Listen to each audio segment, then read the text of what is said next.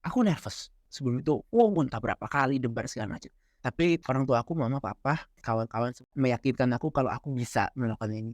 Setelah itu MTQ, alhamdulillah juara satu kecamatan. Wah, alhamdulillah. Dan juara harapan di Kota Bekasi. Dari situ aku mulai explore lomba-lomba public speaking yang lain. Waktu itu lomba Duta Hari Air ya dari Ditjen SDA. Alhamdulillah dapat juara 2. Makanya di titik itulah aku mulai mengatasi yang namanya nervous.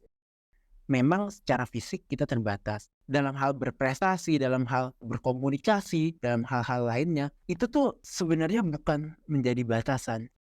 Dari situ aku berpikir bahwa satu kata yang bisa gambarin itu adalah alhamdulillah. Dengan melihat apa yang kita sudah alami sampai di titik ini dan terus jalan untuk ke titik depan. Jadi alhamdulillah banget Allah udah bantu aku. Allah udah ngirim orang-orang yang support aku. Aku benar-benar berterima kasih sih karena itu.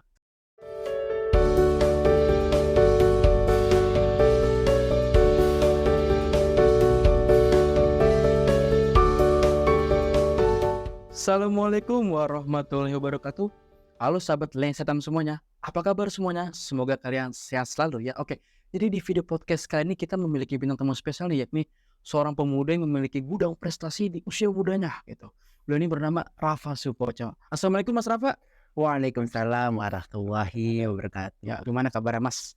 Alhamdulillah luar biasa ya akhir-akhir ini. Kalau Iki sendiri gimana nih kabarnya? Alhamdulillah baik juga Mas, sehat selalu. Alhamdulillah.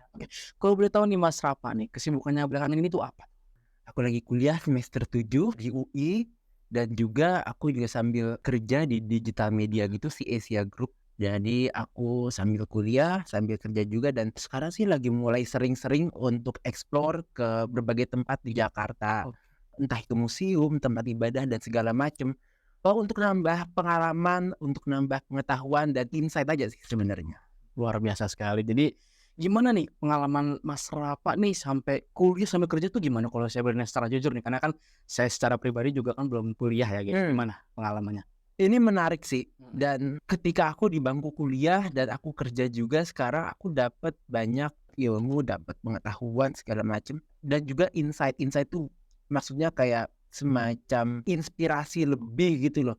Ya. Kayak wider the horizon, ngelihat dunia luar lebih luas lagi dengan background orang yang berbeda-beda. Aku ketemu dengan berbagai orang, ngobrol, kerjasama, menghasilkan suatu proyek tertentu dan menurut aku sih itu benar-benar membuka wawasan aku dan seru. Ada suka dukanya, Yes. tapi itu kalau bisa didefinisiin satu kata, saya bilang itu seru. Seru. Wah, that's incredible. Oke. Jadi kan tadi kan Mas Rafa ngejelasin banyak sekali nih pengalamannya. Mungkin boleh jelaskan nih kayak gimana bisa sampai titik ini nih? Karena kan tadi sepengetahuan saya tuh Mas Rafa tuh memiliki banyak pengalaman baik di dunia kuliah maupun di dunia kerja kan bahkan sampai mengeksplor banyak hal kan. Nah, itu gimana? Boleh jelasin mungkin dari titik awal bisa sampai titik Aku bisa mulai cerita kali ya. Aku lahir itu dalam tanda kutip dengan kondisi yang kayaknya ini orang nggak bisa advance deh. Kayaknya nih orang nggak bisa grow up dengan baik, nggak bisa explore dunia luar.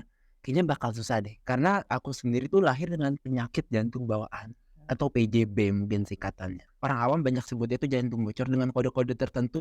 TGA, VSD dan segala macam. Jadi waktu aku lahir itu dengan keterbatasan seperti itu, I want to show the world kalau dengan keterbatasan seperti ini tuh sebenarnya nggak membatasi kita untuk melakukan sesuatu atau hal yang sebenarnya memang bisa dilakukan.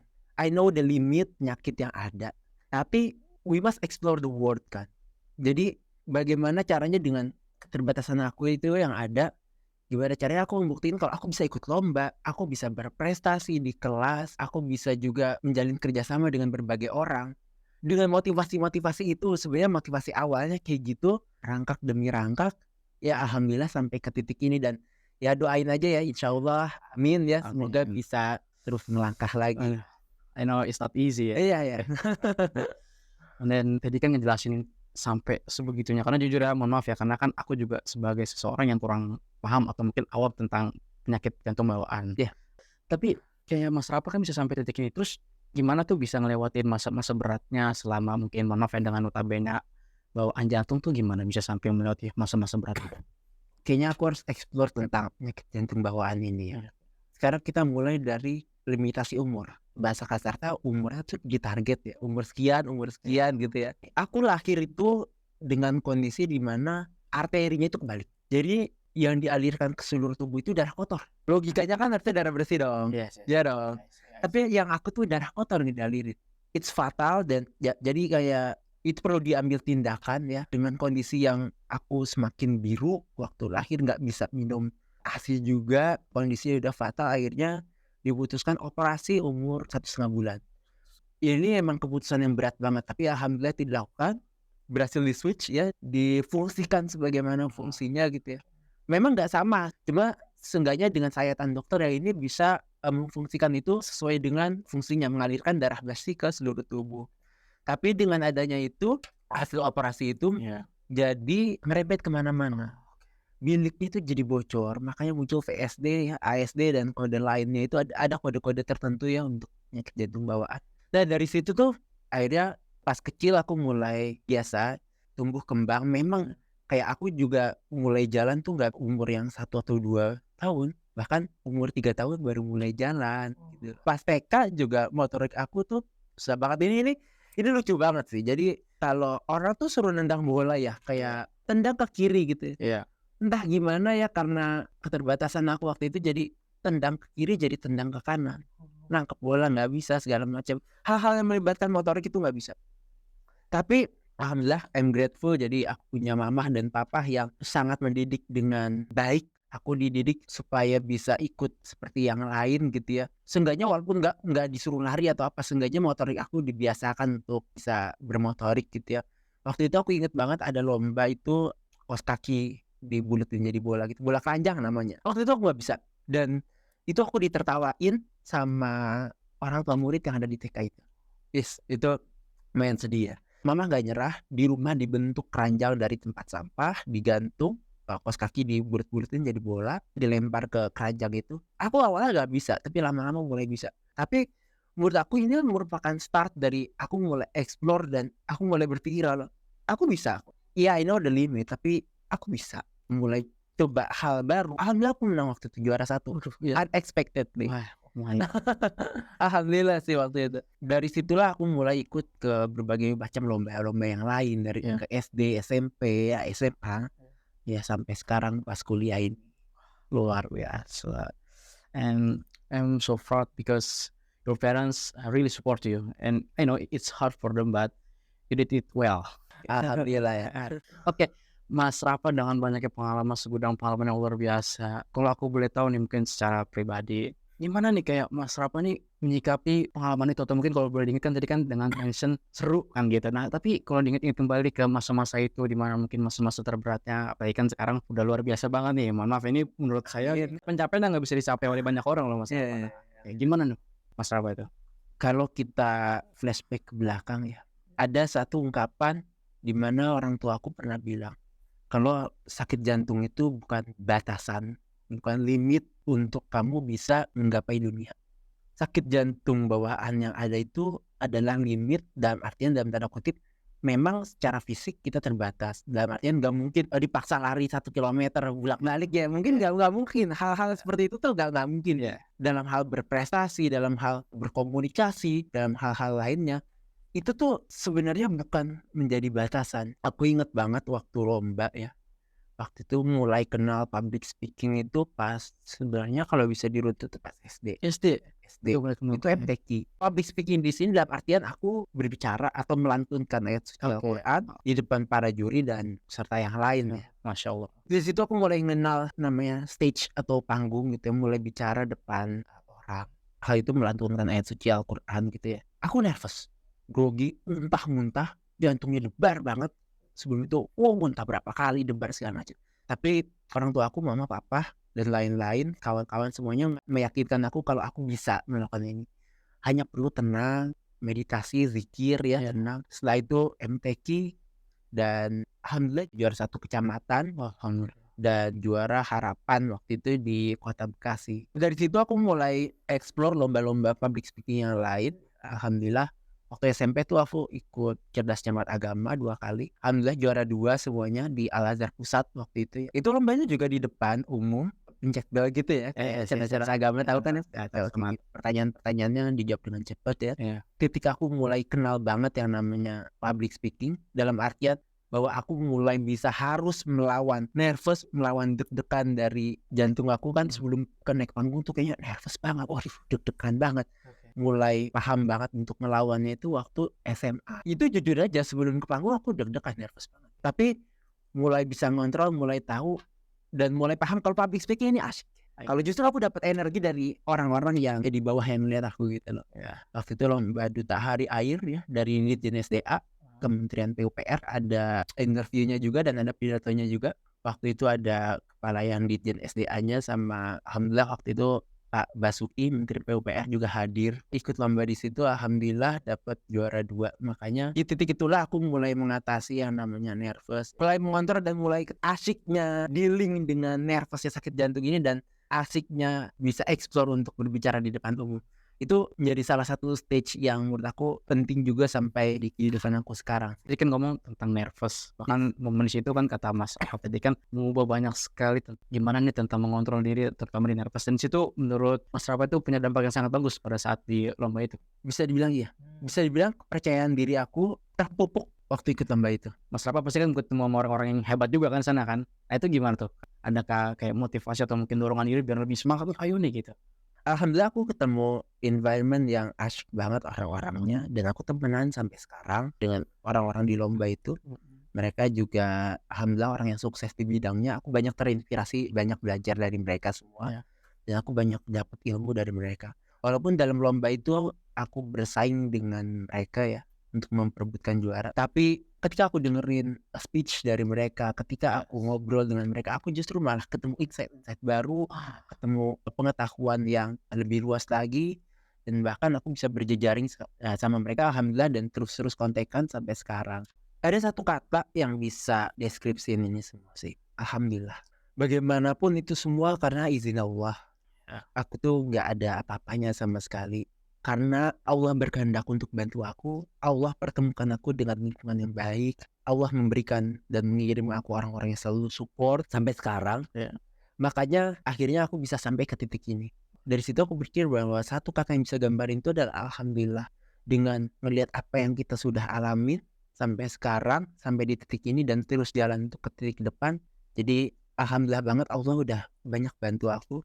Syukur banget ya Allah udah ngirim orang-orang yang support aku. Aku benar-benar berterima kasih sih karena itu.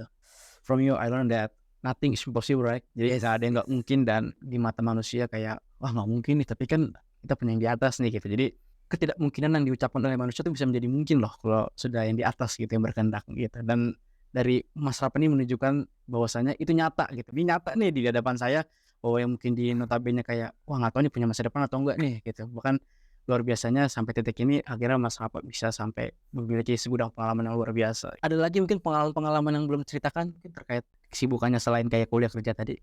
Jadi aku tuh suka banget berkunjung ke suatu tempat dan ngobrol. Kayak waktu itu aku pernah penelitian dari UI geografi, penelitian ke Ciwidey. Di situ aku ketemu sama bapak-bapak random aja gitu loh.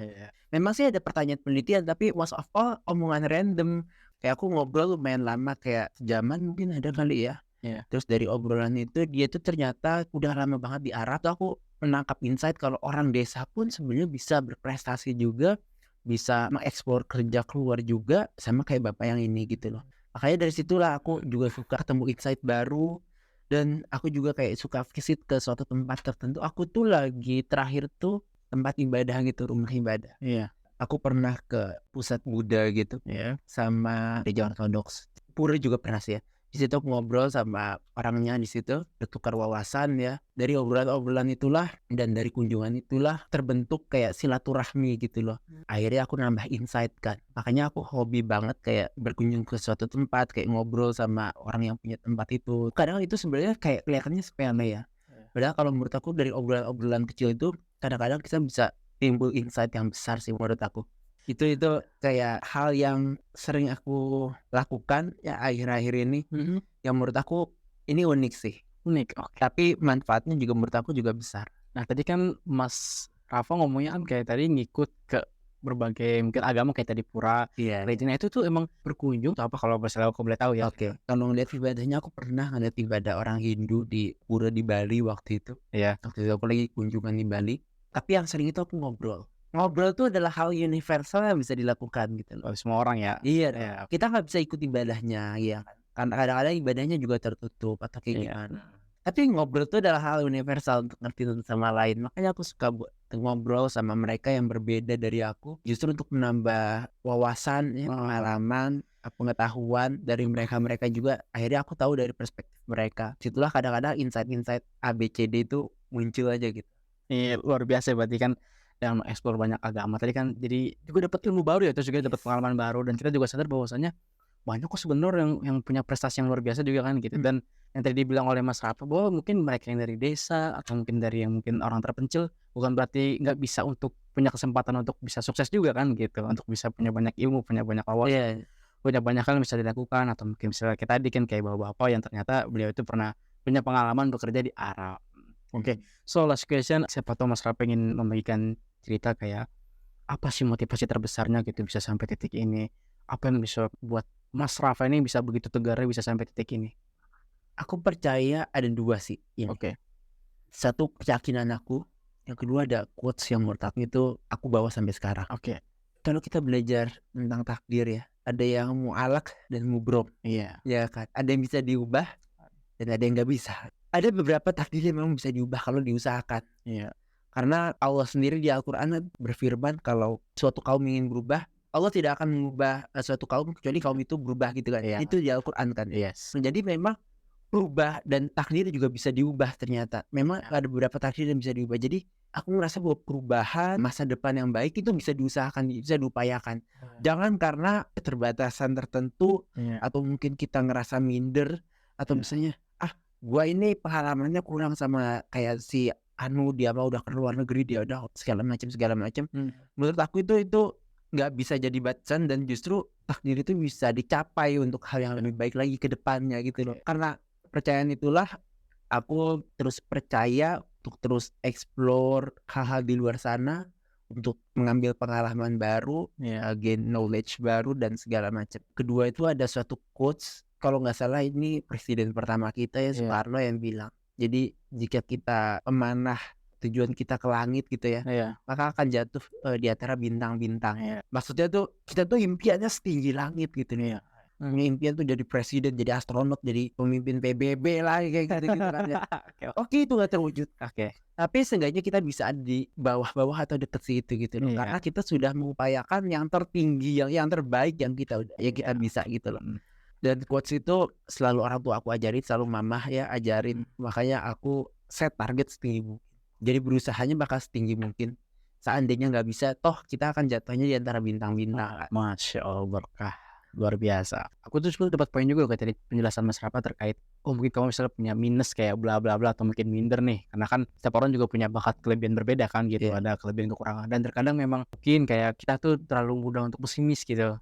Nggak mau mencoba, kan tadi Mas Rafa juga bilang punya mimpi setinggi mungkin. Ada beberapa orang yang mungkin karena dia ngerasa udah keburu minder. Dan memang terkadang orang itu juga iri karena privilege kan. Ya itu yang pasti banget karena wah dia udah punya ini itu. Tapi dia sendiri pun mohon maaf ya mungkin nggak ada mendorong diri biar bisa berubah menjadi lebih benar sih. Itu setuju sih. Orang ini punya privilege duit. Orang ini punya privilege fisik. Kita terus nyalain orang yang punya privilege. Tapi berusahanya kita nggak ada gitu loh. Ya susah juga kayak gitu. Oke, mereka memang punya privilege dari nol, semuanya dari nol. Mungkin mereka tuh 0, 5, 10, 15, 20 langkahnya kita 1, 2, 3. Tapi toh dengan kita berusaha kan, walaupun entah itu privilege atau nggak punya privilege or whatever gitu ya. Seenggaknya kita bergerak dari hal yang awal, dari titik awal ke titik yang lebih baik kan. Seenggaknya kan kayak gitu. Setidaknya dalam sehari kita melakukan hal baik gitu, misalnya kayak merubah diri kita kayak hal sepele, mungkin hal yang kecil kita berubah dari yang mungkin kebiasaan buruk kita, hal sepele kayak ayo jadi lebih baik gitu. Nah, ini aku tuh baru dikasih tahu video tentara Amerika yang ngomong, if you want to change the world, kalau kamu mau mengubah dunia, maka bersihkanlah tempat tidurmu ketika bangun tidur. Mengubah dunia segala macam itu dimulai dari hal yang kecil, membersihkan tempat tidur, merapikan kamar, padahal dari kecil itulah kita pupuk, kita lakukan terus, konsisten, istiqomah ya. Dari situ tuh akan timbul perubahan yang besar gitu. And I think that we have to believe that nothing is possible, right? Ada beberapa yang memang ini menjadi suatu hal yang menurut saya ini kadang orang tuh ngerasa aduh nggak bisa dulu gitu. Karena kayak aduh kayak kebanyakan overthinking nih, jadi kayak takut keburu gagal gitu. Padahal Iya. sebenarnya bisa loh dicoba loh. Mungkin kalau seandainya dia mau meraihnya, mungkin Allah bisa membuka sedikit peluang gitu. Bakat itu pun memang alami, tapi kan bagaimanapun juga atas izin Allah juga bisa memiliki bakat itu kan. Yes. Jadi nggak semata-mata tuh kayak kita tuh bisa langsung ada aja gitu. Itu sebenarnya rahmat dari Allah gitu, anugerah gitu kan.